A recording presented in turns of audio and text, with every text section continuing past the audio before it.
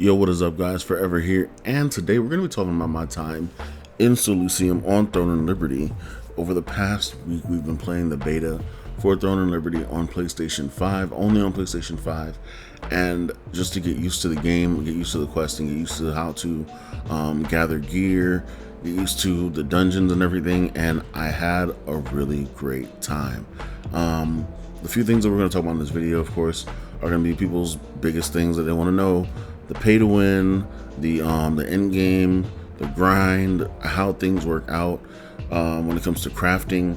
Those, just a few of those things are what we're going to touch on when it comes to this video. Now, first of all, let's get straight into the grind.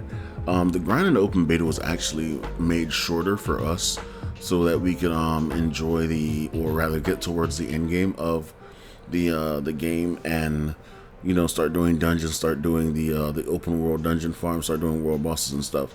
So I can't really speak much on what the grind is going to be like when it comes to the release of the game, because we didn't have an accurate description or depiction rather of what the game's grind is going to be like. Some people said it took them about 10 hours to finish the story, so it might take double that. Who knows? When it comes to, well, not 10 hours to finish the story, but 10 hours to cap while doing the story, because the story gets you like to level 49 or something like that. But other than that, going towards the skills, because skills were a very important thing, I honestly screwed up in the beginning, and I did what I told a lot of people to do. I always tell people to read everything, and I didn't read when I saw this, because I was like, oh my god, it's AoE, it's ice AoE, it's a great skill, didn't do damage. So I put all my skill books into my ice AoE skill, which all it does is slow down enemies, and it didn't do damage. And the reason I thought it did damage was because I was always using it in combination with the fire AoE directly after, which would have been a better choice to put skill points into, but I screwed up. So I didn't have a very good time going forward in the beginning, because I didn't put points into my actual skills that were supposed to be doing damage, and then I didn't focus on my passives, because passives in this game make a huge difference when it comes to your skill damage, when it comes to your overall damage really, and your healing and just everything. Passives do so much extra. Like, at this point, this is where I'd fixed my passives and skills and stuff, and I was just nuking things down, and I was so happy that my damage had changed, because I was like, man, if this is how it feels to play staff, I don't want to play staff. And then I got the purple staff, and I had fixed my skills and my passes by grinding out a bunch more books, and it worked out. I was like, yes, this feels so much better. I can't believe I was about to give up, because I was just able to nuke things down, hitting for in the range of like 4,000, 5,000 with my curse explosion, which I know is not that much compared to some other people, but it's a lot to me. Okay. I remember someone saying they were hitting like 10,000 over there, and I was like, that's amazing. I'm not going to get there ever. But I mean, congrats to you, shoot. So yeah, that the passive thing and the picking your skills and reading your skills, once again, reading your skills is a very important thing for this game, because a lot of skills go good in combination with other skills, and a lot of skills with other weapons don't go well with other skills. So like picking your weapon choice and picking your skill choice for your hotbar is going to be a major thing. Now we're going to go ahead and jump into the questing. What was the questing like? Questing was pretty straightforward.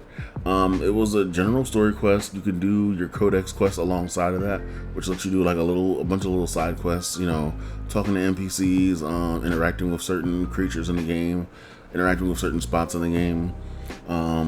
It's just a bunch of like little things you can do. They're not very intrusive for your time. They all take like less than 2 minutes, to be honest. The main quest, like I said, it's a very quick main quest. They said you could do it in 10 hours, so maybe that's going to remain true when it comes to the launch of the game in the West. So maybe we'll see what happens with that. But the codex is going to take you much longer, because the codex is just an extra portion of that, and you have to fit things within certain times to do the codex. So like in one section of the codex, there's a field event called wolf hunting. And in wolf hunting, what you're going to be doing is hunting wolves, collecting their tails, and taking them back to these boxes. Now, when wolf hunting is when you're over a certain level, you can't do that field event, or rather you don't get participation from that field event. as for what I was seeing at least, that popped up on my screen when I tried to be in that area at a higher level. So I was like, okay, well, I guess I won't be able to, like, interact here. So I guess I have to do this early on to make sure I get my codex done. And so that's what I had to do was I had to make sure that when the game launches, now I have to go ahead and do the wolf hunting and do the star seeds. I think they're called star seeds early on, just to make sure I get that done. Unless they change that or something, I'm not sure. Like I said, it just popped up on my screen that I was too high level to participate in the event, and I understood why, because like it was a low level area. It's like the beginning area of the game, to be honest. So yeah, that's also another thing. Now, catapulting from that into the pay to win conversation. This is something that a lot of people have been going back and forth about. A lot of people want to make their assumptions. A lot of people want to put their own emphasis and their description on what pay to win is and make their own definitions. We need to stop adding definitions onto what pay to win is. But I do understand why people have these concerns, because of course pay to win is pay to win. And I say that because here's how I define pay to win as what I grew up knowing what pay to win was. My very first game was a game called Fiesta Online, and Fiesta Online, pay to win was enhancing your gear, and you had to pay to enhance your gear plus 3, or I think it was plus 5 at one point, and then it kind of got down to plus 3, because if you went over plus 3, your gear would break automatically. And if you didn't have the cash shop items, then it would, your gear would break. So you'd have to buy the cash shop items to get that, enhancement. And the higher the enhancement, the higher the weapon damage, and stuff like that. And then they also had EXP cards in the store, so you could double your EXP you gained per hour, or double your EXP you gained per grind by buying the XP card for like 30 days, and then you'd be able to buy HP and SP extenders, which would extend your HP and SP by 50% of the original number. And like, it was just a lot of things like that that would push a pay to win, and a very aggressive pay to win model for a game. And that's what I define as pay to win, because I came from a game like that immediately out the box. That was my very first MMORPG. Well, aside from RuneScape and Adventure Quest, let's not count those. But this was my very first MMORPG, and so speaking from that perspective, that's what I call pay to win. Now, things that are scaled down, like what Throne of Liberty is doing with their what we're calling pay to win. And I'm not going to take the definition away from anyone, but I do feel like we need to restructure what the word means and find new words to define other things. However, what Throne of Liberty is doing is they're allowing you to spend real money to buy items off the marketplace, not enhancements, not buffs to your HP, SP, not what's it called, not experience boosts or anything like that. However, there are experience boosters in the battle pass that you can get from doing the battle pass by getting a secondary currency, which within the battle pass, that allows you to buy an experience booster for your weapon and your character, I believe. So there is that. That's kind of that's walking a line, because you can also get it for free as well if you complete the battle pass. Every point from the end of the battle pass going forward goes into that currency. So it's a double-edged sword on that portion, because you can also buy your end of the battle pass and then just stack those points up from doing all the quests and have more points than anyone else. So it's a double-edged sword on that conversation. However, the auction house, what they tried to explain in the post that I didn't understand, which I now get from actually seeing how the auction house works, you cannot sell every weapon you get or every piece of gear that you get that drops from enemies. You can sell the traits if you extract the traits from weapons, but you cannot sell every piece of weapon that drops from enemies. You can only sell boss weapons that drop from boss enemies, world bosses. So anything that drops from a PvE world boss or a PvP world boss, you can sell to the auction house for Lucent. Now, that's probably not going to happen for a very long time in the beginning of the game, because everybody's going to have their guilds to gear up. Everybody wants their guild members to be at the top of the top, so they can, always win the wars, always be on top of guild sieges, and always be on top of PvP. So I don't see many pieces of gear flooding the auction house in the very beginning, unless someone's just being very greedy, which, I mean, people are people, so we can see whatever happened. But that is the only case that I see that being a very big issue.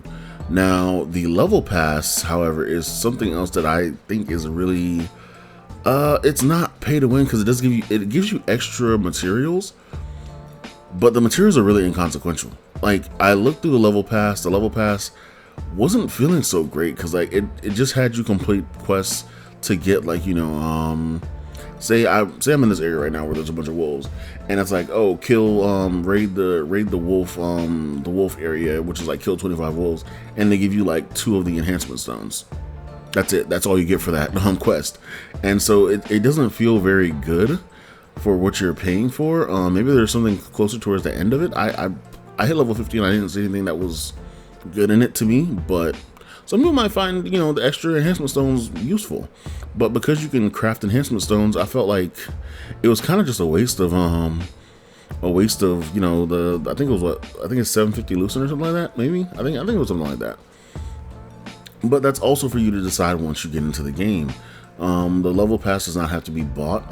You can always just, you can always do the whole sell your boss drop for lucent and then buy the level pass. So like it's kind of a fair system, but it's not overly aggressive pay to win. It's not predatory pay to win, and that's how I feel about that personally. Like I said, I've been a victim of aggressive pay to win for my very first MMO. I was 16 years old, and I spent close to like $2,000 in a month playing that game. No, I think it was over close to 2 months, and I spent more than that going forward. But we're not going to get into that. But now, like, thinking about it, this game, it doesn't feel overly. I want to say money consuming. It doesn't feel overly consuming when it comes to your wallet, but I could see how it could get very aggressive towards the end of the cycle of people getting their gear and things, everyone just buying everything off the market just to make sure they have things that they want. But there's also a cap in that, because like once you get what you want, what do you do then? Like once you get all the boss gear, what do you do then? You're not doing anything else. You're not spending on anything else. And so I feel like the people that are going to be really buying the boss gear off the market are people that don't have time to go to the bosses, the people that don't have time to, and I feel like that's who it's intended for. But of course, people that have time are still going to try to do that as well, because they don't want to sit there and wait for their boss gear. They don't want to sit there and have to go to the boss every day to try to get a piece of gear. And then even when they do get their boss gear and do the other stuff, they're going to go just so they can get a piece of gear so they can sell for lucent again. So it's like I said, a double-edged sword. Now I do feel like the purchases, or rather, what was I about to say? The prices should be fixed. I feel like the prices of boss gear on the auction house should be fixed. So like how Black Desert has it, where there's only a certain range you can place your prices for, instead of having it to where you can free range place your prices. Because people, for some reason, they love a free market, so they can manipulate the market and put things that are not worth 500,000 gold, silver, whatever, lucent, for 500,000 lucent. Like, I'll put a piece of corn on the market for 500,000 lucent, and like everybody's like, why is it putting a piece of corn on the market for 500,000 lucent? That doesn't make sense. Well, that's what people do. So people love a free market for that reason. That's the reason why I hate the free market in video games, because people will abuse that, especially when there's no tax for posting. And I think there's a tax for posting on here, so that's also a good thing. Which will kind of deter people from posting ridiculous prices on the marketplace. Now, coming off the pay to win talk, the end game of it all, dungeons, the open world dungeons, the labyrinths, I guess is what they're really called, the world bosses, all of it felt really great. Every world boss that you went to that was not a PvP boss has like a 3 selections for like, so you have 3 choices. There's 3 doors you can go to fight the boss, and each door holds the same boss but at a different like instance, I guess. So like if there's a lot of people going to like one, they can go to that one. However, they all close at the same time, so you can't just go from one boss to the next boss to the next boss by going through each door. And you only have 5 minutes to get into the boss area once the boss has been spawned. And I feel like that's a really good way to do it, instead of just having the boss out in the open, people just like messing with it for a while.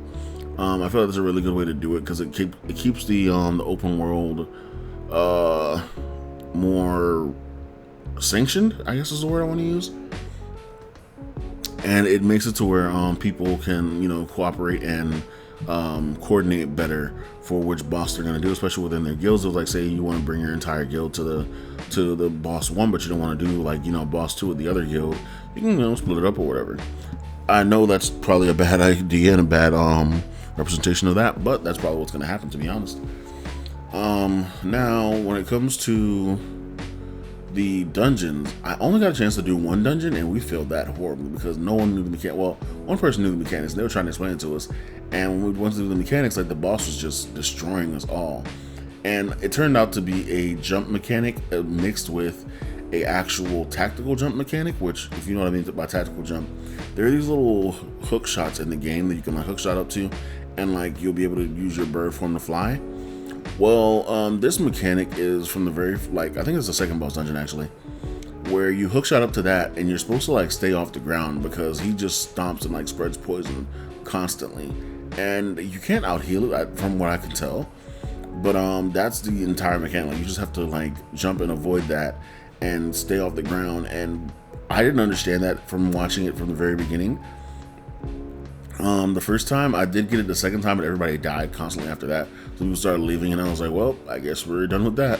And that was the only boss I actually got to run. Now there are these special dungeons, like these are like dimensional dungeons, where you go in and you 1 versus 1 a boss, or 1 versus 2 a boss, 1 versus 3 a boss in some cases, based on your level when you start unlocking them, because you start unlocking them around level 20, I believe it was.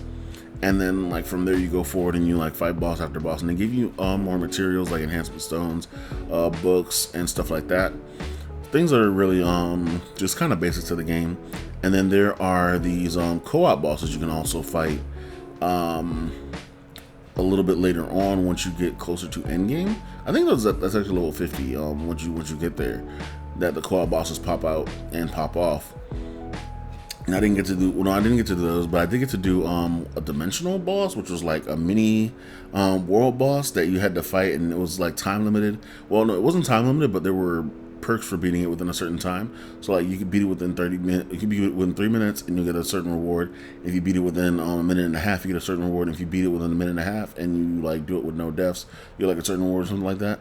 It's brings challenge to the game, and I liked it. I'm not gonna lie.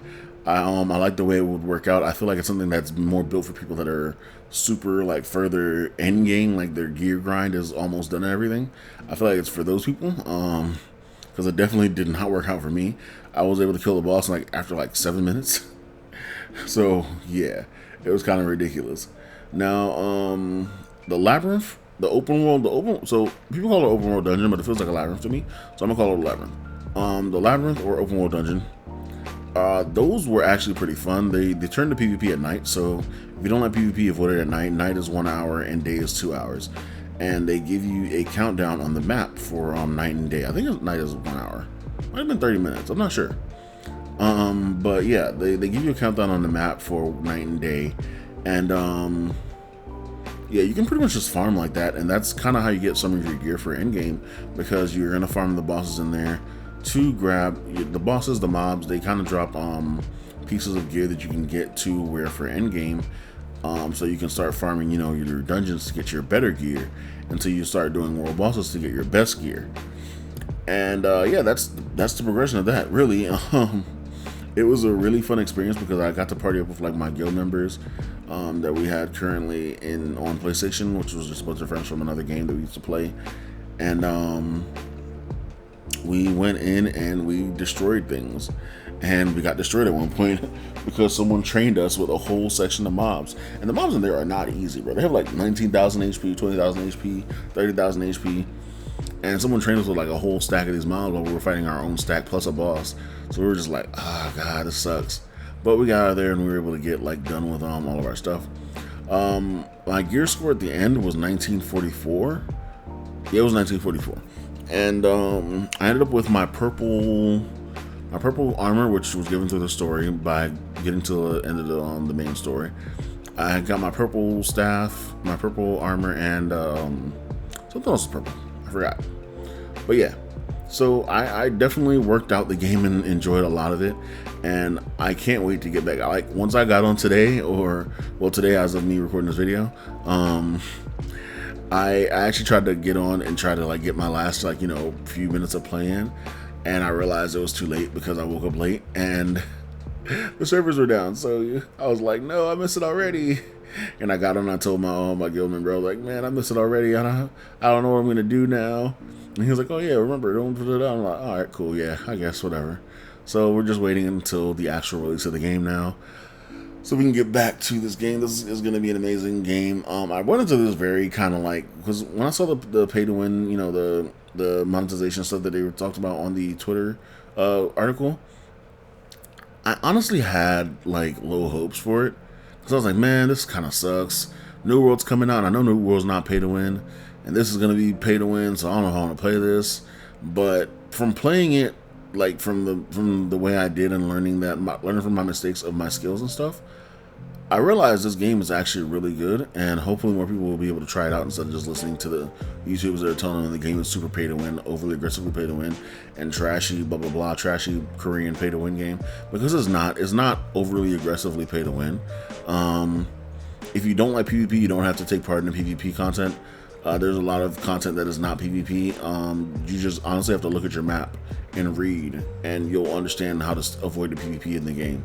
Like I said, it's only nighttime within the open world labyrinth dungeons, and only in the PvP designated zones whenever they are PvP designated zones, and it'll tell you on your map when they're PvP designated zones. But yeah, that's pretty much it for this video. I just wanted to close out and say that this beta was amazing, and I enjoyed the hell out of it, not gonna lie. But that's pretty much it for this video. Thank you guys for watching, and hopefully you liked Throne of Liberty. Let me know in the comments if you enjoyed the beta, if you played. I know a lot of people weren't able to get into play because of the server side issues they were having very early on, and a lot of people on PlayStation weren't able to also get in because of the console side issues they were having. But hopefully you'll be able to play when the game goes out free to play launch. And I'll see you guys in the next one. It's been forever, and peace out.